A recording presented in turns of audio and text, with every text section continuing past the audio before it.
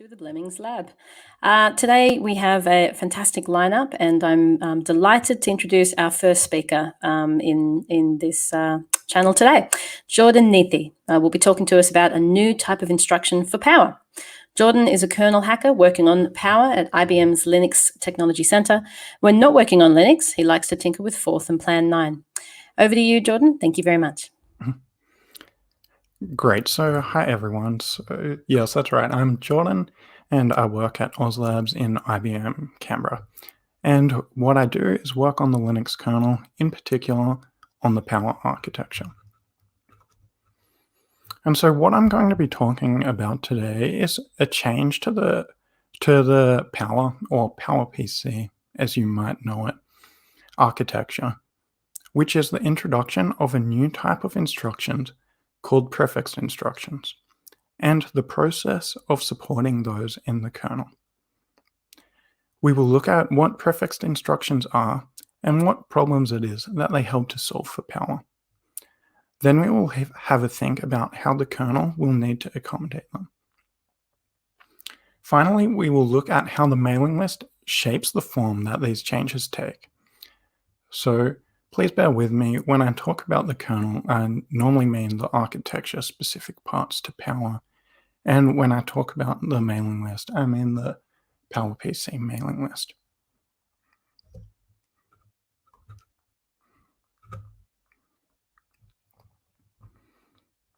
So, as I'm going to be talking about some changes to the Power instruction set architecture, or ISA, so that we are all on the same page, I'd just like to give a brief kind of taste of the architecture that it is. So Power is the outgrowth of IBM's experiments with RISC ideas in the 70s and 80s. We don't really think about Power being an acronym these days, but Performance Optimization with Enhanced RISC pretty much spells out what the idea is, combining superscalar multi-disk patch execution with RISC. Now, we won't try and get too caught up in defining RISC and CISC architectures, but there are certainly some things that are certainly more risky than others. Things like simplified memory access instructions, single cycle instructions, fixed length instructions. Now, reduced doesn't necessarily mean simple. And right from its inception, Power leaned much more heavily to the performance and enhanced side of things. In its very first iteration, one of the things it did away with was getting rid of its predecessor's requirement for fixed cycle instructions. Then there are things like load multiple instructions, string instructions, an array of mask and shift operations, transactional memory, vectors, a hash and a radix MMU, like hypervisor state and ultravisor state. And there are some instructions with some very fun names, such as the very rusticated enforce in order execution of I/O, or EIEIO. And over time, Power has collected its fair share of operation modes. To paint some very broad strokes here, in the beginning, it was just big endian 32-bit.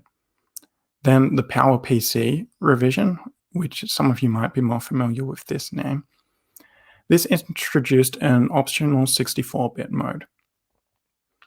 Then later on, a little endian mode was introduced, so that you can run in the correct endian and little endian.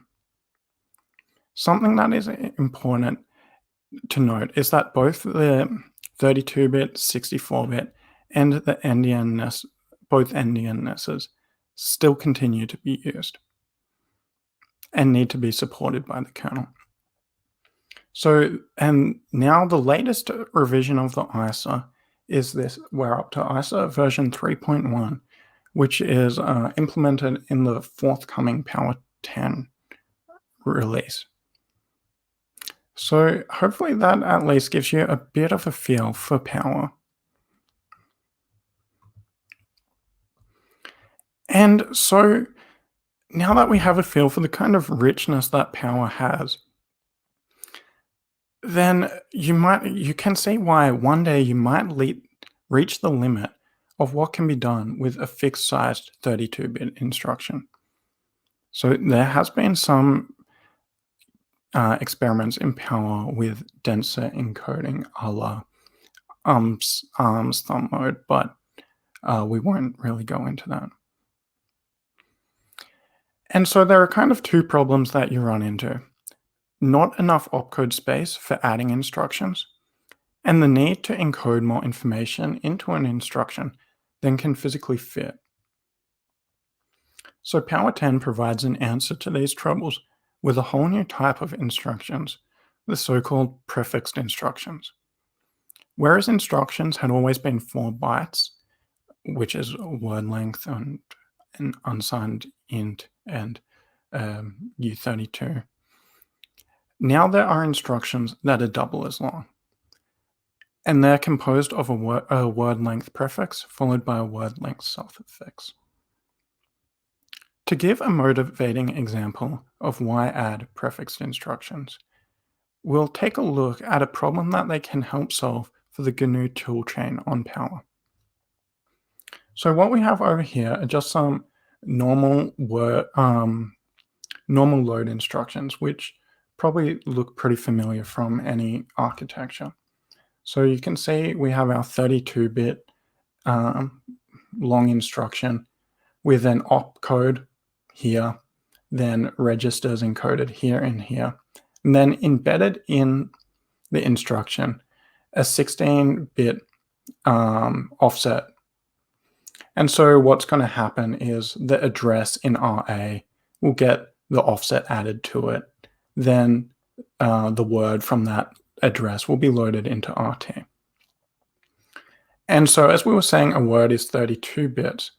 But then as the PowerPC revision introduced 64-bit GPRs, then there came the need for adding a new instruction type, this DS form, which will deal with these 64-byte loads. And to deal with that, 2 bits were taken away from the displacement to be used as part of the instruction encoding. So now those 2 bits that are taken away are basically always treated as 0, which limits the alignment that this offset is able to access. And then further, for quad word or 128-bit loads, another 2 bits were taken away from the offset, which limits the kind of alignments that you can access even more. So now the load quad is not necessarily the most useful instruction, but vectors, which they are longer, they are normally 128 bits, then they also use this DQ form.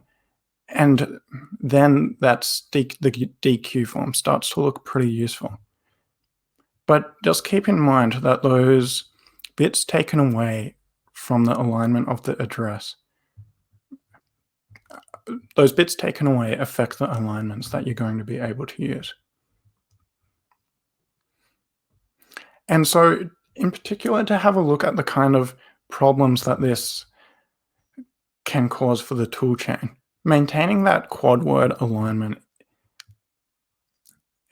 is burdensome for the toolchain to have to deal with. And for certain models of position-independent code, this kind of address with offset is basically the toolchain's bread and butter when it comes to static data objects. So as you can see in this kind of that might be compiled down off screen here, imagine R2 is being set up to a table which will hold the value, hold locations for the source and destination. So the toolchain is able to do things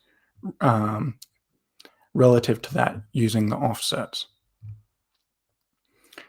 But for vector operations, because of their using the DQ form and the difficulty that the toolchain needs to go to maintain quad word alignment in R2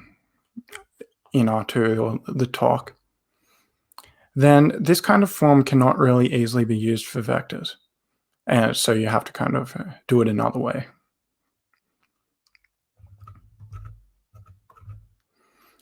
And now let's have a look at how one of these prefixed instructions helps us solve the problem. So to go with our loads with offsets, we have this new prefix load. And so as you can see, we have the 32-bit prefix with a 32-bit suffix. And now the displacement is encoded as the concatenation between this D0 and D1. And as you can see, there's nothing taken away from the displacement to be used for the offset. So you have no troubles with using any kind of address. And yeah, so you have 34 bits. That's unfortunately not a factorial, but just me expressing my enthusiasm. And so we've doubled the space. There's a whole new possibilities that open up for instructions. For example, this very form has another trick up its sleeve. Flipping this R bit will change the instruction to use PC relative addressing, which is a new addressing mode for Power, where the displacement is instead added to the current instruction pointer, which has some cool benefits, such as no longer needing to use a talk at all. And of course, this is not the only new prefixed instruction. There's a whole lot of new vector operations as well. And if you're interested in seeing more of them, I encourage you to take a look in the ISA.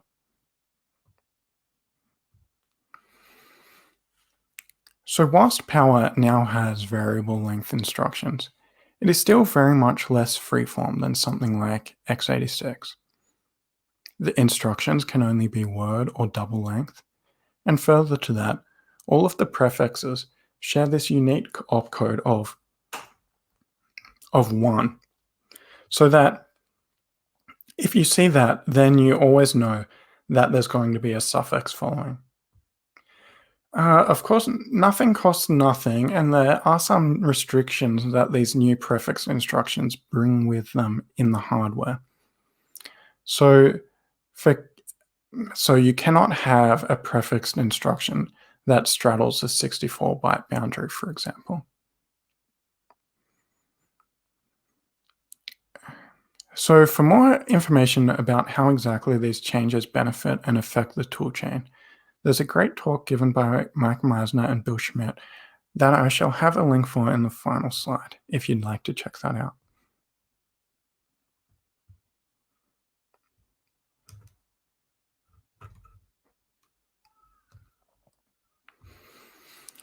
And so now we have met our new type of instructions and seen some of the potential benefits that they might bring to our user space. So now we come to thinking about how do these changes affect the kernel? Again, the Power-specific parts of the kernel. Well, for one thing, we'll have to flip a bit to turn them on, which actually is not as straightforward as one might think in Power's initialization code. But beyond that, just to get in the right frame of mind, let's have a think about some of the places where the kernel might need to be looking at instructions. So imagine a user space program happily interacting with some region of cache-inhibited memory, maybe an I/O device or something. Now, we wouldn't necessarily expect the programmer of said program was writing assembly and choosing these new prefixed instructions, but the toolchain may have used one.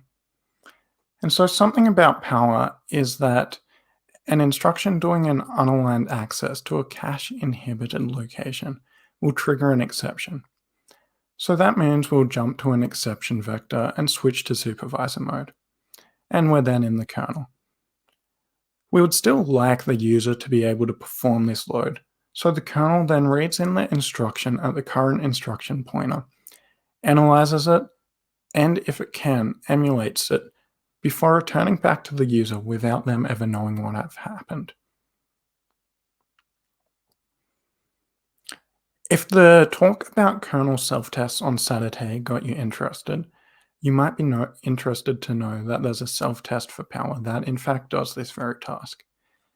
And you can see how one might use prefixed instructions before they're supported in the toolchain. So the kernel on Power then has a whole infrastructure for analyzing, emulating, patching, and just otherwise manipulating instructions.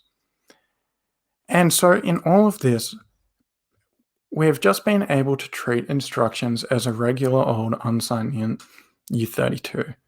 So that like to read an instruction from the user, you can just use the regular function /macro for integers there. And this is kind of just an example of the sort of prototypical function that exists for dealing with instructions in Power and how they're passed around as an unsigned int.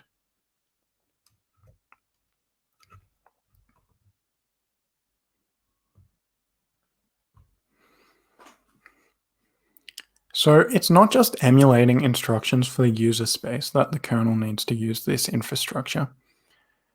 Often in the kernel there is code patching in which the kernel image itself is modified. In particular, within debugging and tracing code of the kernel, the nature of instructions comes into play. Things like kprobes, ftrace, kdebug, etc.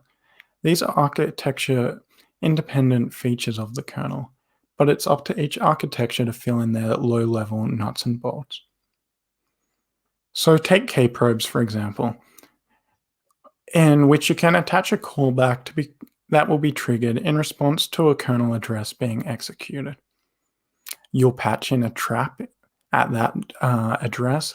Then when that trap is hit in the handler, you'll do your callbacks. Then you can either emulate that replaced instruction or you'll have it copied somewhere else to be executed out of line.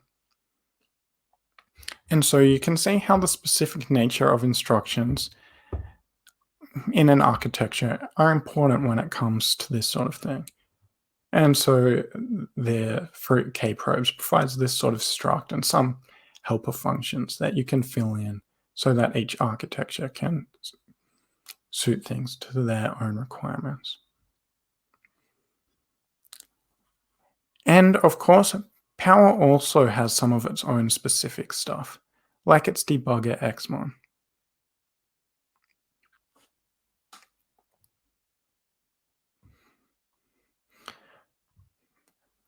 So the introduction of prefixed instructions brings with it a whole new range of complications, some obvious, some subtle, to be considered. Assumptions of a fixed 32-bit instruction size run pretty deep on Power. When we need to load instructions for the user space, it now might be necessary to load a second word of a prefixed instruction. We also need to add emulation for all these new instructions. For within the kernel, when replacing an instruction with a trap, with the intention to emulate it, we're now going to need to check if we need to be saving the second word of a prefixed instruction as well. Or that we're not trying to put the breakpoint on the second word of a prefixed instruction. Some suffixes are actually legal normal instructions. So what if a prefix is replaced with a trap? Then later the user tries to do the same with the suffix. Well, now it just looks like a normal instruction after a trap. If we're going to be stepping out of line, then there needs to be enough space for holding double-length instructions. And yet, for normal instructions, we don't want to be leaving a gap after them. And then, as we were saying at the beginning, Power is capable of running in big endian mode as well as little endian mode. With prefixed instructions, regardless of the endianness, the prefix obviously comes first, so care needs to be taken if trying to load a prefix instruction using a load double instruction, because depending on what endian mode you're running in, things could end up in the wrong order, with the prefix and the suffix being around the wrong way. And the same thing for writing instructions. Also, you do not want to be just loading double words constantly, as if you need to read a word instruction that's at the end of a page, but instead now read a double word, you'll read over the end of the page, which could trigger a page fault, and in certain situations is definitely not what you want to happen.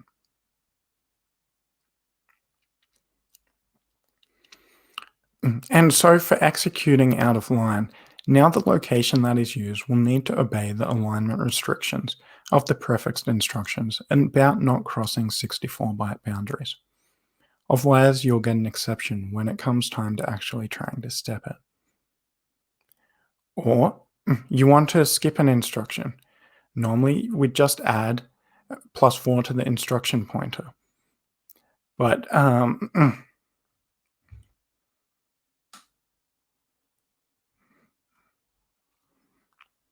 But we have some cases like where we have 32-bit models of power, which will never potentially have prefixed instructions, and all of the existing models that don't have prefixed instructions.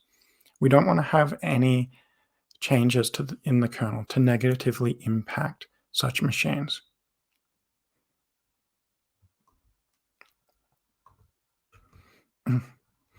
So now we have a fair idea of the sorts of places in the kernel that we are going to need to update, and we have a fair idea of what's going to need to be changed.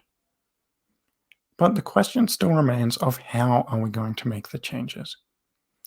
What is going to be the best, most aesthetic way to make those changes? Or at least what is going to most favorably balance the sum of our competing requirements? So what is going to replace our unsigned int in all of the places that we've been dealing with instructions? There are a few sort of options that seem like they might be feasible. One might think, well, a prefixed instruction is, after all, a word length prefix followed by a word length suffix. So they are a bit of a special case. And so potentially we might just treat them as two separate ints. And if we squint our eyes, that might be okay. And maybe a lot of places where we don't expect prefixed instructions are going to end up can just continue as they were. But of course, then our functions dealing with instructions and now would have to take another parameter for the suffix.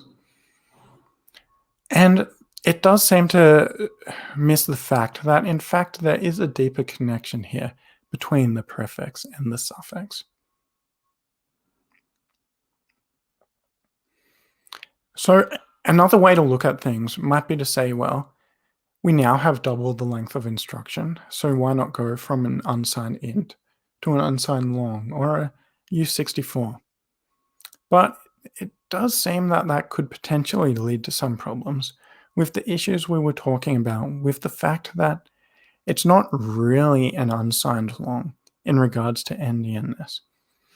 And could we be wasting space by using U64s everywhere? And if we're not careful, then people could end up mixing up the prefix and the suffix.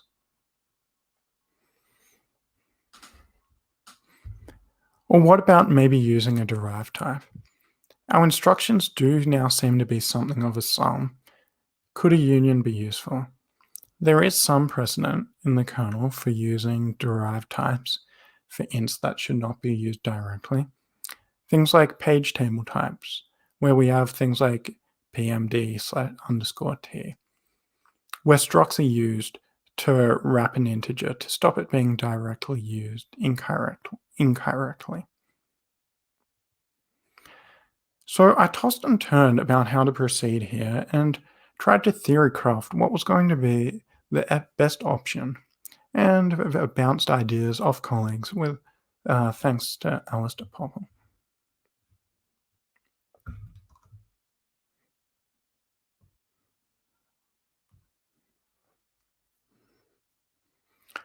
But really, you just have to, at the end, you kind of have to start somewhere. So to make a start, I went with the option of passing around suffixes as a second word. My thinking here was, there's a bunch of booky 32-bit stuff lying around that I don't want to inadvertently mess up. At least doing it this way, the users who won't encounter prefixed instructions can kind of just keep on doing what they're doing with the penalty of passing in a dummy suffix parameter. They could basically pretend the suffix won't exist. So out went this initial series, the initial prefixed instruction list to the PPC mailing list back in 2019, November. And just to try to give a feel of the kind of change that we're making, our prototypical sort of function now takes this second word parameter, and all the places where we expect that there might be a prefix instruction have their own kind of ad hoc open-coded loading and storing to deal with that. So after a little delay, I guess for people to have a chance to read through the whole, to read through, a lot of great feedback started to roll in from a lot of people.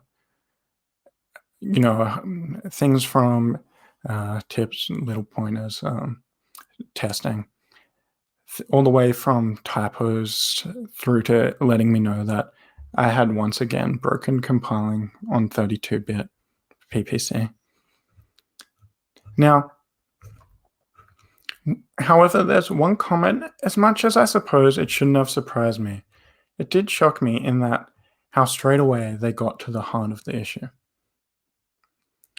So I'm not necessarily saying this is better, but did you consider making Instruos 64 bits and using masking and shift macros to get the prefix and suffix, defining an instruction type, struct, union, whatever, that contained both halves in one object?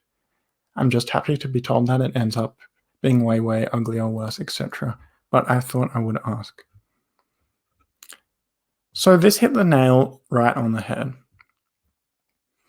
I was a little reluctant to immediately go back to the drawing board, as let's say at this point I did not have the most efficient testing workflow. So I did try to mount a rather half-hearted defense, but started experimenting with those other options in more earnest. And then, as more issues started to be raised, it became clear that it was time to go back and try a different tact.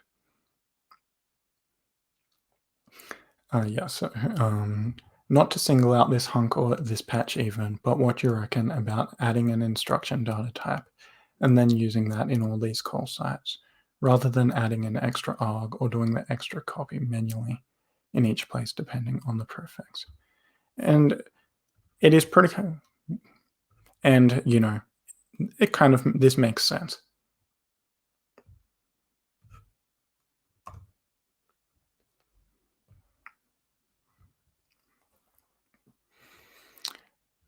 So then it was out of this that the next major revision emerged, as a reaction and in many ways as an opposite or perhaps the negation of the original form. The first revision, as we see as rather ad hoc, freeform, and in trying to not be too invasive, ended up being pretty messy and repetitive. So from this, a consensus coalesced around using, a real type, and with some configuration so that it's going to be not impacting on our 32-bit architectures too much as well. And so look, we have equality functions, accessors to string functions. The future of abstraction is... But all of this abstraction certainly came at a cost, just as you can see from the diff stats here. Now, not to say that that this revision didn't, miss things that the first version didn't add things that the first version missed, but there is quite a lot of churn that is going on. So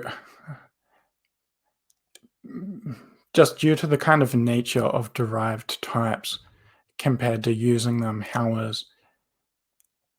how integers in C can be used with lots of shifting, masking, ending, oring, which just doesn't really work as well when you're trying to use a struct. So we ended up with, this is kind of endemic of the sort of churn that we ended up with. But however, it does work and works well, and you don't have to worry about people mixing up the prefix and the suffix. And indeed, this has been merged upstream. So once you get your hands on a Power 10, the support's there in the toolchain already, so you can start using prefixed instructions. And you can be that programmer using prefixed instructions to load and store from cache-inhibited location, whilst loading in a module that you've got prefixed instructions in, and using kprobes there, then dumping your instructions using Xmon, and every other thing that you might like to do with instructions to your heart's content, knowing that the kernel has got you covered. So I guess it seems that that's the end of it.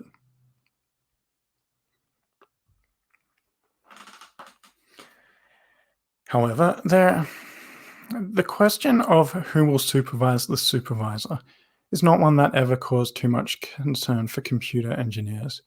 You can just switch from Latin to Greek, then later Latin again. Meaning, of course, the hypervisor, and, well, KVM in particular. And so with the Mediterranean on our mind, let's see if what we were looking at was not in fact just shadows, or if we can exit this cave. And perhaps from this higher plane, will the tension between our opposing representation of instructions finally be sublated? If you remember back earlier in the discussion, where we talked about the supervisor needing to be aware of the prefixed instructions to help out the user space. Well, in the same way, there are some cases where KVM needs to take a look at the instruction being used by the supervisor or user space that caused control flow to be transferred to it. And we'll just proceed on without thinking about it in as much detail as we did for the supervisor.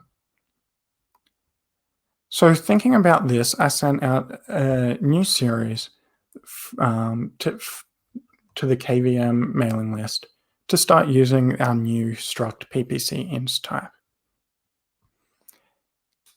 And perhaps casting a wider net on the KVM mailing list caught more responses, in particular this one to all the churn.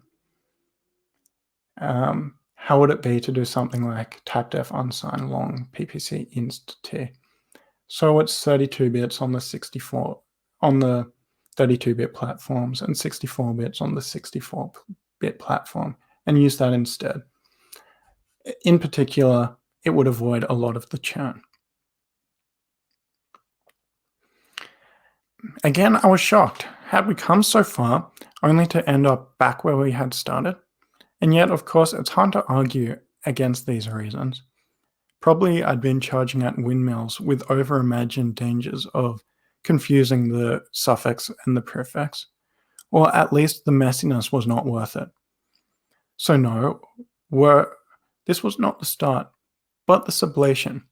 Here combining the benefits of being able to use the operators like AND, or the C bit manipulation stuff with the cohesion that using the data type and its methods have brought with it. So it took me a while to get here and a lot of help, but eventually we seem to have reached, perhaps in hindsight, the very obvious end. Or rather, not quite the end. I've yet to post my patches that undo converting struct PPC inst and move that over to an unsigned long. And again, I was, in response to getting this talk ready, I was talking with the current maintainer for PPC, MPE, and he said that he did rather, in fact, like the struct PPC inst and was not yet convinced about the unsigned long. Now, so Paul is also a maintainer. So perhaps our synthesis is in fact just a thesis from a different point in time, and we have some more iterations to go through yet. So to end, I just want to say how the long-form, public-facing, and non-time constrained thoughtful discussion that the mailing list provides remains as good an approximation to a dialectic as any, through which even the inexperienced, such as me, might eventually reach towards something getting closer to the truth. And so I'd welcome, if anyone else has any thoughts, ideas, then I'd be interested to hear them.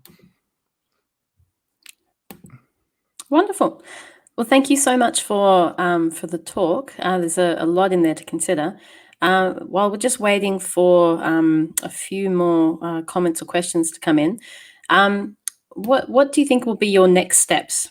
What do you see coming next, and even shifting towards the different requirements into the future, into 5, 10, 15 years in the future?